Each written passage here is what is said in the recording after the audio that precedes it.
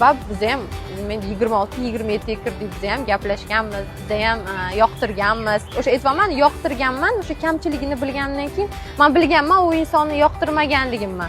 Men shunchaki u odam bilan nima deydi, bir-biridan energiya olish uchun gaplashish yoqadi u bilan yoki hayot yashash baribir boshqa, gaplashish bu baribir boshqa narsa. Siz yashaganingizda bir-biringizning kamchiligingizni bilasiz. Men idealimdagi inson bo'lgan, bor haligacha u inson.